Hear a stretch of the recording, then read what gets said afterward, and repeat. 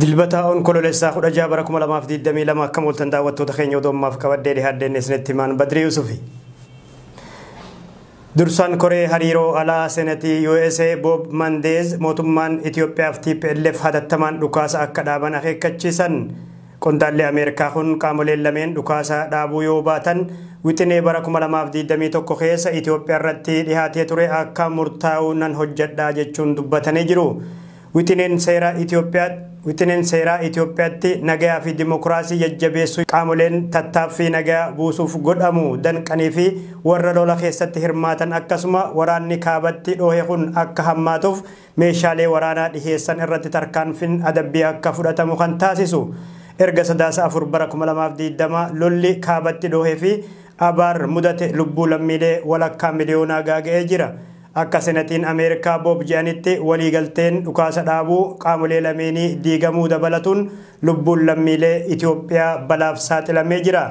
Dursaan hariiroo alaa senatii USA New Jersey irraa ta'een kun ibsaa onkololeessa 15 bara 2022 baasaniin qaamoleen sarbamiinsa mirgoota namoomaa raawwatan gaafatamoo akka ta'an gaafatanii jiru.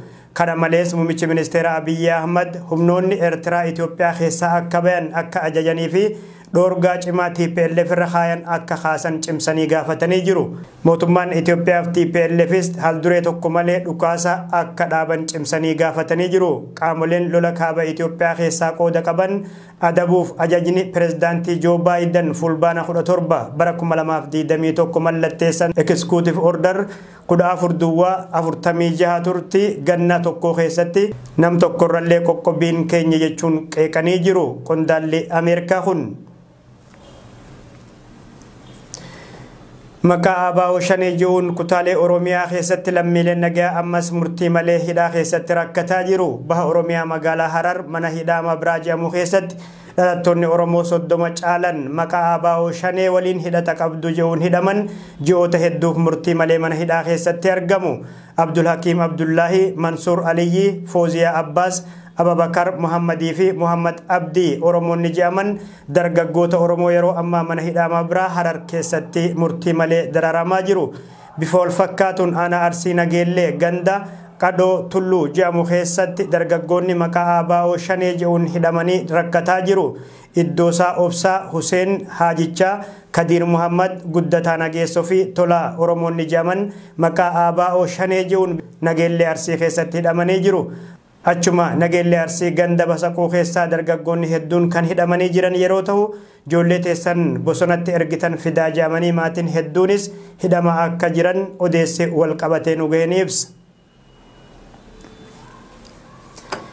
Naayijeeriyaa keessatti lola mudateen yoo xiqqaate lammiileen biyyattii 400 ol du'anii kanneen biraa miliyoonni 1.4 qeef qabeenya isaan irraa buqqaanii jiru. Bokkaan cimaan tibba kana roobe lubbuu lammiilee dhibboota galaafatuun cinatti bu'uuraalee misoomaa baay'ee waan mancaaseef gargaarsi namoomaa hatattamaa lammiilee buqqaan dhaqqabuu akka hin dandeenye gabaasaaleen bahan ni ibsu. Dhalli namaa bu'uura jireenya isaa jijjiiruuf halkaniif guyyaa ni hojjeta. Hojii hojjeturraa bu'aan isaa maallaqa argatuudha. Maallaqa argatuun ammoo nyaata, dhugaatii fi dhimmoota kaaniif ni oolfata. Kan mindeeffamee mootummaa fi dhaabbilee akkasuma namoota dhuunfaaf hojjetan gaafa baatiin guutamte gara maallaqa argatuuf dadhaban argatutti qalbii isaanii deebisu. Oduun biyya Ingiliz irraa dhaga'amte ammoo namtichi lootorii paawandii miliyoona 5 baasu moo'ate maallaqa kana ni fudhata jedhamee eegamaa ture hin argamne. Eenyummaan nama kanaa wallaalamuun ammoo oduu ijoo ta'ee jira. Namni kun lakkoofsa badhaasa maallaqa baay'ee badhaasisu kan lootorii fulbaana 28 bara 2022 irratti bahirratti kan carroome ture. Namni badhaasa kana moo'atee ture garuu hanga ammatti dhiyaachuun isaa haafuu eenyummaa fi gurraacha moo adiin ta'uun isaatu hin baramne. Bifa wal fakkaatuun achuma Ingiliz Wolverhampton keessatti namni badhaasa tikeetii lootorii paawandii miliyoona 7.4 moo'ates hin argamne jedhan koree qindeessitoonni. Tikeetiin Birminghamitti badhaasa nama argamsiisu 3-15-48-57-57 fi lakkoofsi boonaasii 9 qabatee jiru yeroo ta'u badhaasa paawandii miliyoona 5,70,357 siif laata.